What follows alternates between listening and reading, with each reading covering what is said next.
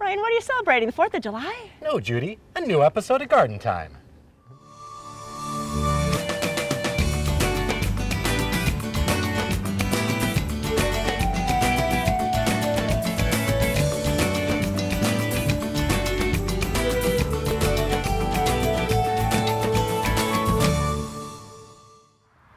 Welcome to Garden Time, and we wish everyone a safe and a cool 4th of July. And speaking of cool, we'll show you some tips on how to keep your plants safe during all this hot weather.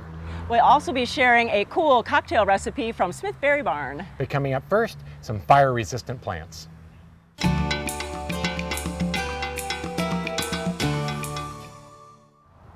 Well, it's summertime out here with Sarah. We're out at Portland Nursery Division. And Sarah, as we're getting into the summer months, things are heating up. We came off of a, kind of a rough fire season last year with some bad wildfires. There's some things that we can do to our yard to kind of think about fire in our landscaping. Yeah, it's called firescaping, which is a new term for probably a lot of people in our area.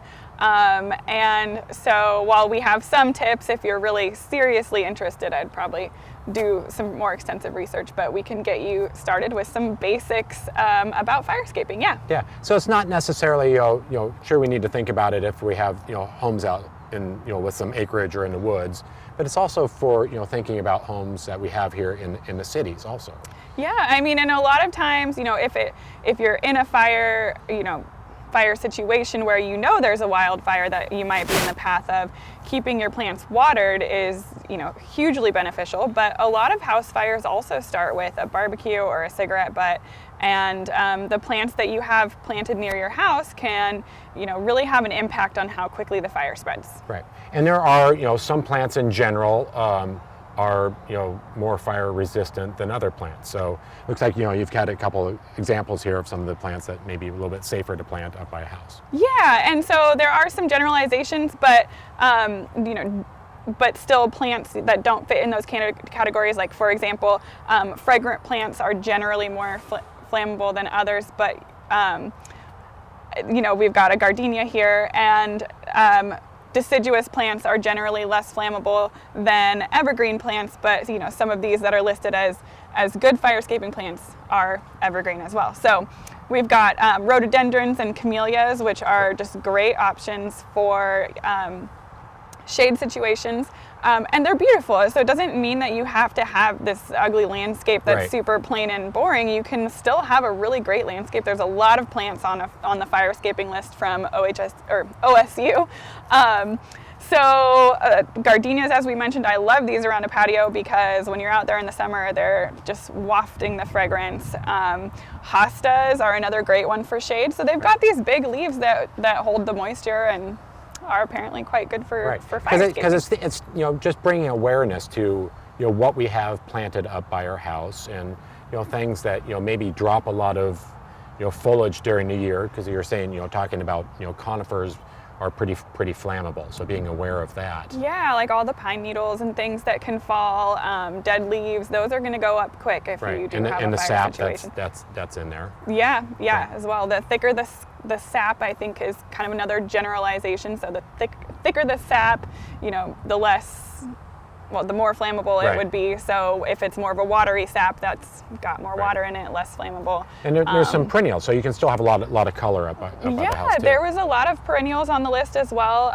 So delphiniums, daisies, I know iris and rudbeckia were on there as well. Just gorgeous plants that can really fill in a space like we've kind of talked about before, and give you that summer pop of color. And then also ground covers. Right. And ground covers are kind of nice too, because a lot of us put a lot of like bark mulch or bark chips or up by the house, but those can be very flammable.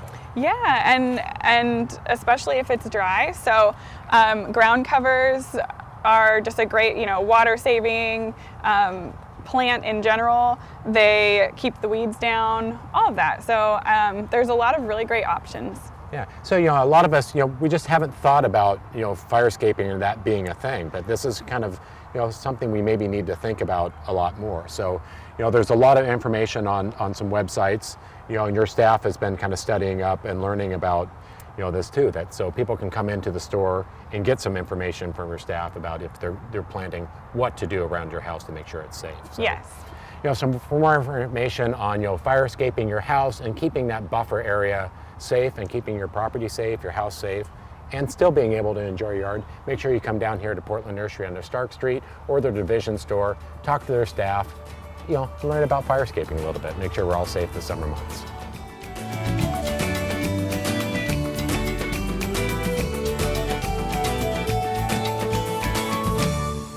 Welcome to Blooming Junction, where it's easy to connect with nature.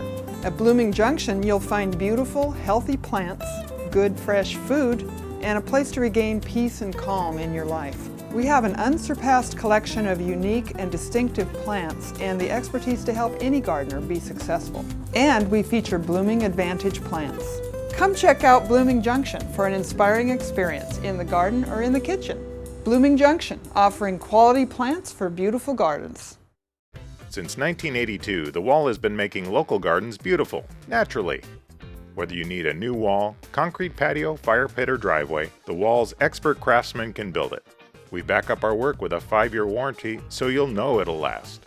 We use the highest quality materials, including stamped colored concrete, natural stone, and we're the leader in using recycled concrete. Create an outdoor environment you'll enjoy for years, with the help of your friends at The Wall.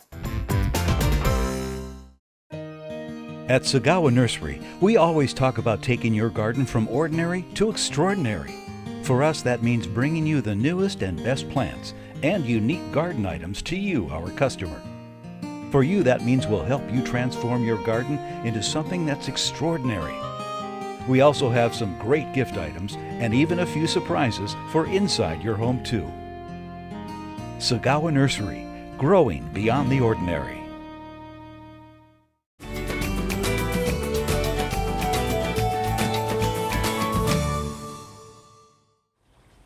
It's summertime and we can get many days of hot weather, and we all worry about our plants. But the best thing you can do is observe your plants and watch for signs of stress. Those signs of stress include sun damage of the leaves. They'll kind of fade out. You'll see drooping leaves, and you'll also see burn marks on your foliage. And when you see these signs, the best thing to do is water, then water, then water again. And another thing you could do is mist the foliage, and that won't harm the plants. Some people think that it acts like a magnifying glass, but that isn't true. The droplets are right on the foliage, and there's nothing that could happen to it. The droplets would have to be suspended above the foliage to act as a magnifying glass and then damage the leaves. And if you think about it, when it rains in nature, you don't see any damage on foliage. And don't forget those hanging baskets and the containers, because those will dry out the quickest. If they do dry out, it's really difficult to rehydrate them. And if you do have those plants that are getting stressed out, if they're in a pot or a container, you can move that container into a shady area, either up by the house or in the landscape that's going to give a little protection. And if you have shrubs that you can't get protection to, you can create some protection on your own by giving like an umbrella or putting up like a 10 by 10 canopy over the top. Now just give a little bit of break to keep that sun off of it. So if you are worried about some of your pots and containers on your patio that are drying out really quick, remember from last year we showed you how to fill up a big pool or a bucket full of water. You can take those plants and containers and just soak them in there, and that will rehydrate them. It's also important to remember to not bring those pots or containers into the house. The air conditioning in your house will actually stress the plants out even more. Now that you have learned what you can do during a lot of heat, this is what you should not do. You shouldn't prune your plants, you shouldn't fertilize them, and try not to mow if you can help it. And then also, if you have new plants still in nursery containers, don't put them in the ground yet. Put them in the shade and make sure they're well watered. These tips will help reduce the stress on your plants and on you. We hope all these tips will help in the next hot spell. Garden Time's Incredible Edibles. It's summertime and we have fresh herbs, we have fresh berries, and we're gonna have some cocktails for you. I'm with Joelle from Smithberry Barn, and it's like, what a great idea for entertaining either your own family or friends. Exactly. So what do you have for us? So today I'm going to show you that we have some really nice simple syrups. We have a couple of different local brands. We have some that are really fun that are mixed with herbs, so you can already find them pre-made and nice giftable packages. We also carry some really nice tonic water to make a special cocktail. And then obviously we have our berries. You're a one-stop shop, so Exactly, that's great. right. So today we're going to show you how to also make your own simple syrup. Sure. So we do have all of the herbs as well, and we're going to do a fresh herb simple syrup that you can then use to make your cocktail. And is it really simple? It's very simple. Okay. So we have sugar and water, equal parts in the saucepan, All right. and then equal parts of the herb. And if you see, I'm using mint, Okay. and I basically take a sprig and I pull off the bottom Okay. few leaves, And are you leaving get- a nice top sprig, and we'll Right. use that again later. Okay. This would get simmered for a minute on the stovetop, and then you just let it steep for about 20 minutes, strain it off, and you have this nice, clear, simple syrup that you can use in just about anything. We like it in cocktails, we like it in refreshers without alcohol. You can use it all different ways. That is nice. So really it's something that you can keep and use many ways. Exactly, and it Perfect. lasts about a month in the refrigerator. All right. So then we're going to take some more of our fresh herbs, and we're going to muddle them, which is basically just crush them Okay. to release some of the flavor. And you don't have to do it till a pulp. You could just do it when you smell don't it. have to, yeah. And then we're going to take some of our frozen berries, just a small little handful, put those in the bottom of the glass, and crush those as well. And I love that, an idea for people to freeze berries, because sometimes you go pick and you have so many you can't eat them right away. So it's Exactly. really great to freeze them. And we have directions on our website, so freezing them on a cookie sheet like that makes it so that you can just grab a few that you need. So now you're adding the mint simple Adding syrup. the mint simple syrup. Okay. We're going to put in a few ice cubes Oh, that that's we cute. made with our raspberries in them. And can you use any berries and ice cubes? Any berries. Blueberries work really nicely. We have small ice cube trays, so a smaller berry works best. Perfect. And then if we had some alcohol, we would be doing a little shot of alcohol. All right. Gin is really good in this. Okay, good And tip. then we have our tonic water that would go over the top of this. Oh, that looks so refreshing. And if you choose, you could do a little squeeze of. Oops, I'm Right. showing my non-sharp knife here now. We all have those, so it's like being at home. Gosh. Just a And little then a little squeeze. squeeze of All lemon right. lime. And then the fun part is taking your sprig of mint or any herb that has a strong stem and spearing it with your fresh berries. So it's not just a tasty drink, it's a pretty drink. Exactly. And this, when it sits in the cocktail, gets a little fun. Sure. So then you have something to eat at the end of your Well, look at of your that. cocktail. Oh, how clever. There you are. As you can see, it was really simple to make this cocktail, and you can make it with alcohol or without. And when you stop at Smith Berry Barn, you can get all these supplies, plus you can get the berries. So go to their website and you can see the pick of the day. Come out, get your berries and all your supplies, and make some summer cocktails. Can I taste? You bet. Oh, thank you.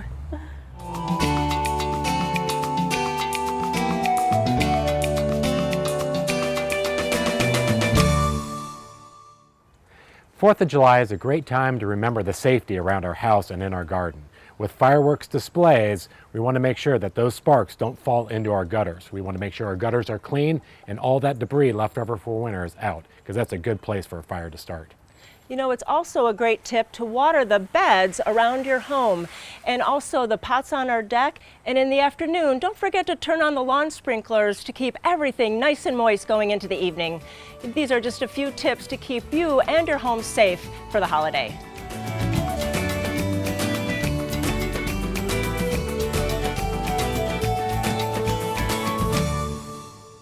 Garden Time is brought to you by Portland Nursery, a passion for plants, a nursery for plant people. Hi, I'm Sarah with Portland Nursery, where our passion for plants has kept us rooted in this incredible community. A lot has changed since we first opened our doors, but through it all, we've remained family-owned and operated, dedicated to providing our neighbors the largest selection of the highest quality plants Portland has to offer. With hundreds of new plants arriving each week, you're guaranteed to find something exciting and unique. Portland Nursery, a passion for plants, at 50th and Stark, 90th and Division. You can use water wisely this summer with these simple tips. Periodically, check your watering system to make sure it is working correctly.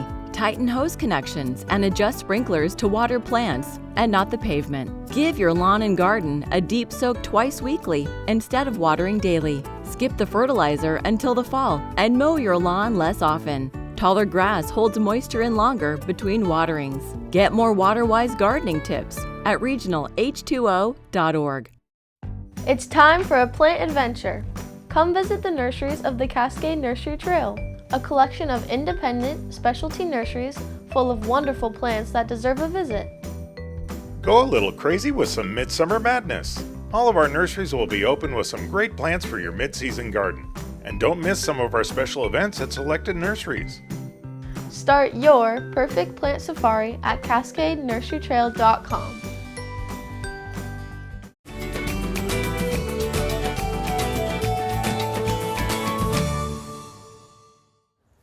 Today I'm with Chuck from Sturdy Fence Post Bracket. And Chuck, we've talked to you before about, fence posts that have kind of broken off at the ground. The posts are still good, but sometimes it's hard to replace that because we have concrete in a hole. And like in today's instance, we have a tree growing on this post and we have all sorts of brackets that are already on it. So it's a little hard to replace this. So what is the Sturdy Fence Post Bracket? Sturdy Fence Post Bracket was invented out of necessity. That's the mother of invention, And it's 18 inches into the ground, 24 inches up the post, and it comes out 7 inches so you miss the old concrete ball. Right, so it just kind of goes right around that, right? Right around it. You don't have to dig that 80-pound concrete ball out.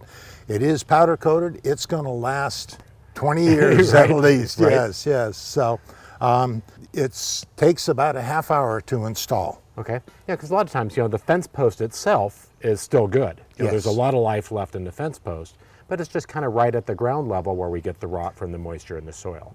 So that's what Oregon weather. Right. What this bracket does is basically sturdies up the post that you already have and using your existing. Right. Perfect. Okay. Yes, okay. sir. So what do we need to have to install this? First of all, you need the bracket, and then we pre-drill the holes. And if you notice, these 3 holes are offset so you don't split the wood that you're going into. You need 3 lag screws. They're 3/8 by 2.5 inches long. Okay. And you need a level. You need a stir stick. You need a 60-pound bag of dry concrete mix, a drill with a 1/4 inch drill, and then we'll use the ratchet to tighten it down when we're ready. That's it. Okay. And we've already kind of pre-dug our hole here, so we dug out away from where the post is going in the ground and our little concrete ball down there. Yep. So now that we have our hole dug, we can get started and start installing our fence post. Let's do it. First, you put the bracket down into the hole, and then what we're going to do is pre-drill the holes where the bracket's lined up, and then we attach the lag screws, the 3 lag screws, 3/8 by 2.5 inches long, galvanized, of course. You fill the hole 1/3 full of water, and then you dump in the half a bag of dry concrete mix and stir it, and then you add some more concrete dry mix and stir it again, get it done just right, and then you level it, make it plumb. It's got to go back and forth. You level that off, and you're done. Now that was just a super fast and easy process to get that going, and now we have years of life left in this fence. So if people are interested in the Sturdy Fence Post, where can they go to find them? All Par lumber stores throughout Oregon and Washington. I think there's one in Idaho.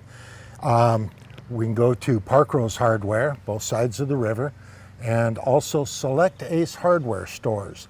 And let me spell that for you. It's STUR-D and then the word fence, post brackets.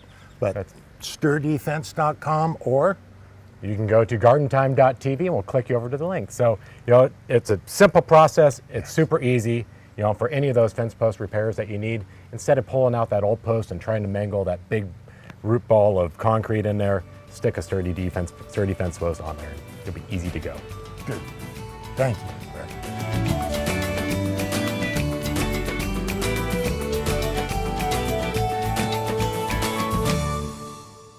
Garden Time is brought to you by Capital Subaru, your way on the Parkway.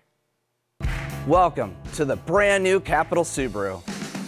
We've taken a big step forward. We've built one of the most unique Subaru dealerships in the U.S. And we know you're going to love it. There's so much to see and do here, like shop at our exclusive pet store. And unwind in one of our amazing new lounge spaces.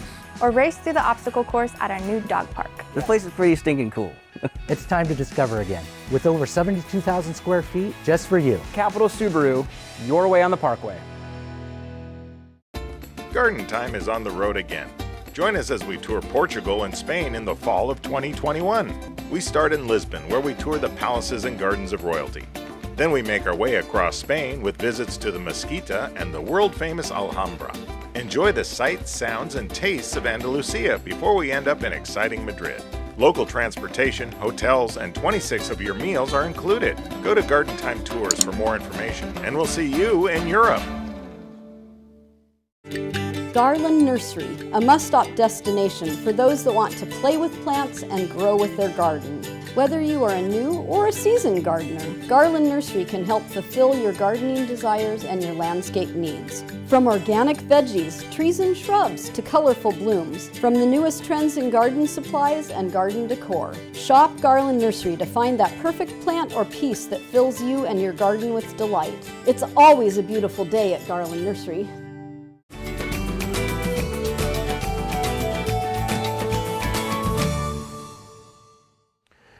We're out here today at BCS. I'm with Ryan. Ryan, we are surrounded by some big kid toys, and these are some really cool implements. So tell us about what is BCS and what do we have here today? Sure. I work for BCS. BCS is the largest European manufacturer of two-wheel tractors, and we are the North American importer. So throughout US and Canada, we're the source for them. A two-wheel tractor is exactly what it sounds like. It's just a smaller version of a large four-wheel farm tractor. Same features and everything, condensed down to a single axle with all the different attachments you'd find on a larger tractor. You know, because looking at this, it looks, you know, like a rototiller, like a lot of us see, but it's so much more than that, the potential. Exactly. We kind of got pigeonholed for a while as the best tiller you could buy, and people didn't really refer to us other than our tiller. It's definitely our most popular attachment. Right. But as I can show you real quickly, it's much more than just a tiller. That tiller is simply one of the attachments. Pops right off with our quick hitch system, and that's actually the PTO connection point right there.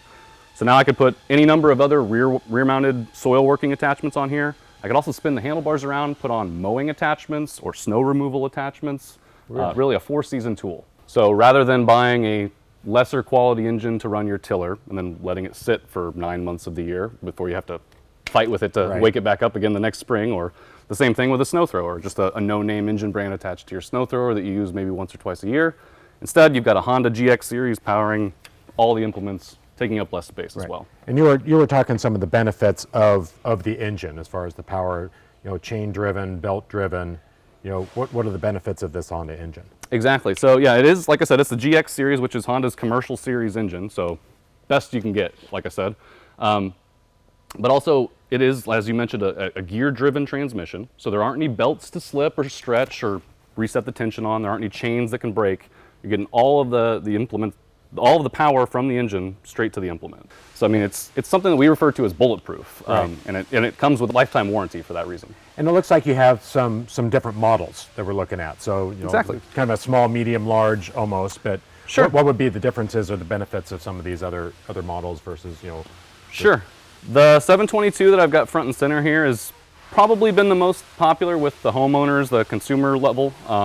It's really great for the weekend warrior, the backyard gardener, but it can also power most of our mowing attachments, our pressure washer, things like that, so you can still use it to clean up the property. It'll also power our smaller snow throwers, so you can still clear the driveway in the winter with it. It's a great little machine. If you want to get a little bit more versatility, some of the larger versions of our attachments, you can step up to something like the 739. Which is kind of right in the middle. It'll power nearly every attachment we have, just not the largest versions of some of the attachments.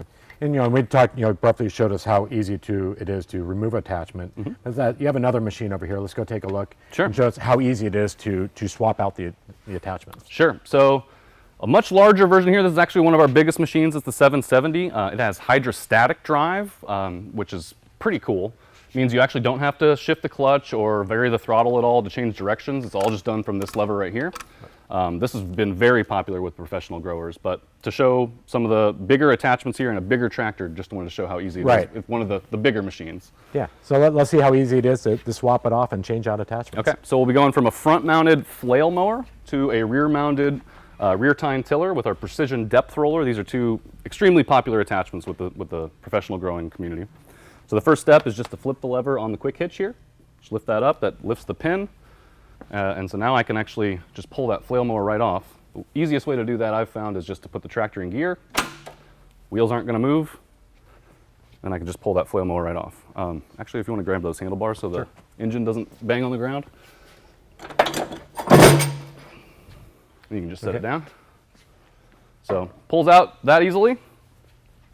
Now if I want to reorient the handlebars for a rear mount attachment, you just pop out these shifting rods. One on each side. That's your PTO implement engagement and your gear selector. And then squeeze one handle. Handlebars swing all the way around. Pop the shifting rods back in.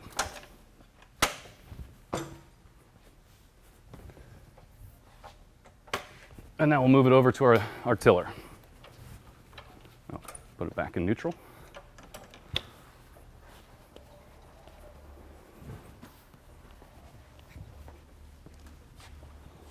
Now just line that PTO up.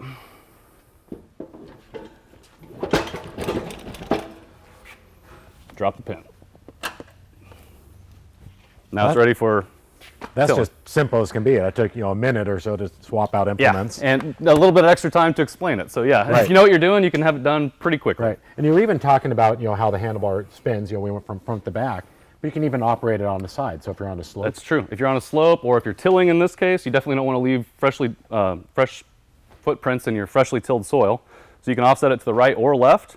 They're also height adjustable. So we don't want you to have to bend over, going down the row with your back bent. Or that's also really handy at the end of the row to rotate or turn around without the tines dragging on the ground. You can lower the handles, and that way when you lift up the tiller, you're just using your legs rather than your back. So it's a great implement. It's very versatile for for the homeowner on up to probably commercial people also. So if people are interested in this, where can they go to find out more information on it? bcsamerica.com is our website. You can find your local dealer there. We've got over 700 of them in the U.S. and Canada. So wherever you're at, you shouldn't be too far from one of our dealers. Or just give us a call, and we're happy to help. So for more information on this great system, it's been a pleasure to be out here. Make sure you go to gardentime.tv, and we'll click you over to BCS's website. So, this makes me want to get out in the yard and play with a whole bunch of really cool tools. It's very fun to use, very fun to sell, because everybody who gets one, they just really love it. So, Well, thanks for being with us today, Brian. We appreciate it. Thank you.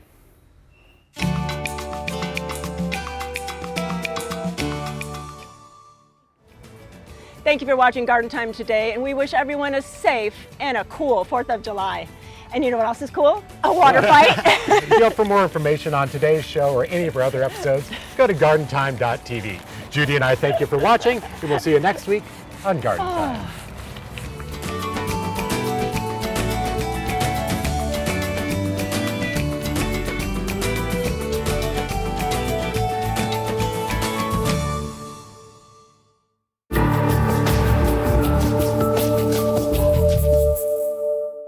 The proceeding was a paid program of the Guston Creative Group and its sponsors.